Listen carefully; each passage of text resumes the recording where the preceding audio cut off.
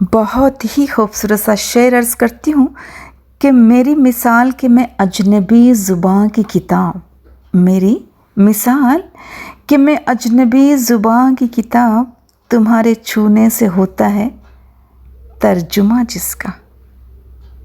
بہت خوبصورت شعر۔ زندگی میں کچھ لوگ ایسے بھی ہوتے ہیں جن سے بات کر کے سکون ملتا ہے، جن سے ہمارا کوئی مفاد نہیں جڑا ہوتا، پھر بھی وہ ہمارے لیے ضروری ہوتے ہیں۔ اندھیری شب میں کسی چمکتے ہوئے ستارے کی مانند جن کے وجود کی روشنی ہماری زندگی کے اندھیرے راستوں کو منور کرتی چلی جاتی ہے۔ بظاہر وہ ایک بے نام سا تعلق کبھی دوستی کے پردے میں چھپا، یا کبھی ایسا رشتہ جس کا کوئی نام ہی نہ ہو، لیکن سب سے جدا، سب سے اہم محسوس ہوتا ہے، یہ جانتے ہوئے بھی کہ کسی بھی وقت اس خوبصورت رشتے کی ڈور ہاتھ سے چھوٹ جائے گی، پھر بھی وہ ہمیں عزیز ہوتے ہیں نا۔ ایک ایسا رشتہ جسے ہم کھونا بھی نہیں چاہتے اور کوئی نام بھی نہیں دے پاتے۔ نظر سے دور ہو کر بھی وہ تیرا روبرو ہونا، نظر سے دور ہو کر بھی وہ تیرا روبرو ہونا، کسی کے پاس ہونے کا سلیقہ ہو تو ایسا ہو، کسی کے پاس ہونے کا سلیقہ ہو تو ایسا ہو۔ یہ شکایت نہیں، تجربہ ہے جناب۔ قدر والوں کی کوئی قدر نہیں کرتا، آف کورس۔ اسی لیے ہم کہتے ہیں کہ خوش رہنا سیکھو، خود سے محبت کرنا سیکھو، دوسروں میں خوشیاں مت ڈھونڈو۔ دوسروں کے سہارے رہو گے تو اپنی شناخت بھی کھو دو گے، ہے کہ نہیں؟ پہلے خود کو تو جانچ لو، پرکھ لو کہ تم کیا چاہتے ہو، اپنے لیے تو جینا سیکھ لو۔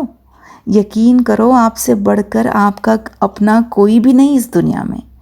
خود کو باور کرو، ہم نے خوش رہنا ہے تو رہنا ہے، بس، اور کیا۔ ہر وقت اداسی، مایوسی رہنے سے اور تو کچھ نہیں ہوتا نا، بلکہ جو خوشیاں آپ کی زندگی میں ہے وہ بھی نظر انداز ہو رہی ہوتی ہیں۔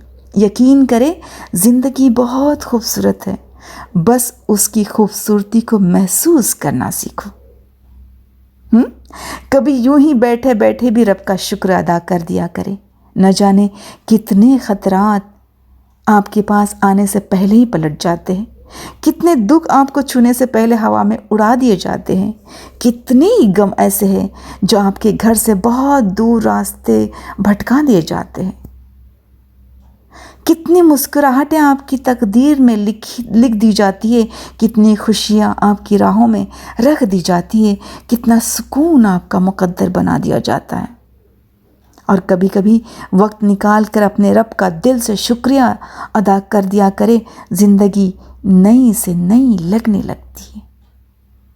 دل بڑا کرے، ہمیشہ معاف کر کے آگے بڑھ جائیں ان سب لوگوں کو جنہوں نے دل دکھایا، آپ پہ تہمتیں لگائی، آپ کو برا بھلا کہا، آپ کے لیے غلط بات کہی، آپ کو پریشان کیا۔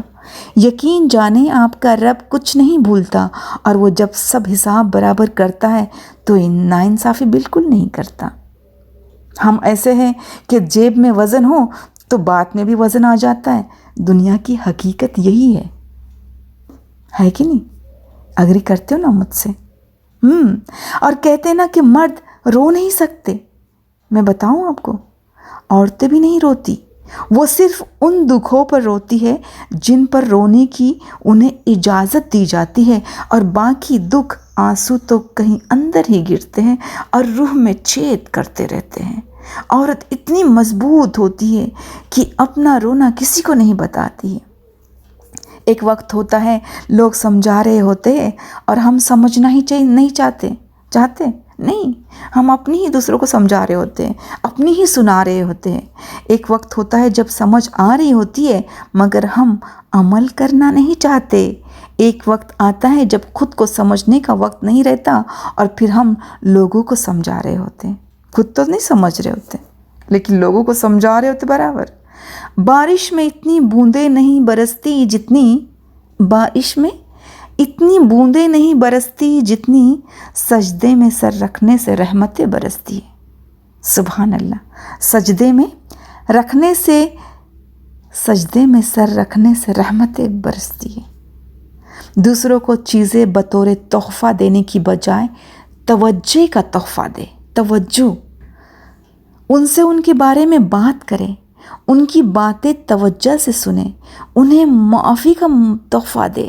کئی سالوں سے اپنے اندر سنبھال کے رکھی ان کی غلطی کو دل سے معاف کر دے، دل کی صفائی سے۔ نہ صرف اسے بلکہ اس سے جڑے سب دلوں کو سکون ملتا ہے۔ اسی طرح اگر کوئی آپ سے پوچھے کہ تمہیں تحفے میں کیا چاہیے، تو کہے نا، میں جیسا ہوں مجھے ویسے ہی قبول کر لو، یہ تمہاری طرف سے میرے لیے بہترین تحفہ ہوگا۔ خوش رہے، خوشیاں بانٹ کر سکھی رہے اور سکھ بھی بانٹا کرے۔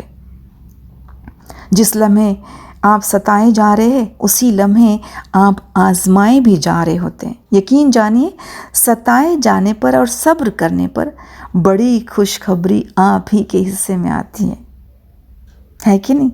اور انسان سب کچھ بھول سکتا لیکن وہ وقت کبھی نہیں بھول سکتا جب وہ اپنے لیے تنہا لڑ رہا ہوتا ہے اور کوئی اپنا اس کے ساتھ نہیں ہوتا۔ بہت بہت شکریہ مجھے وقت دینے کے لیے اور اتنی خوبصورت باتیں سننے کے لیے۔ خدا حافظ۔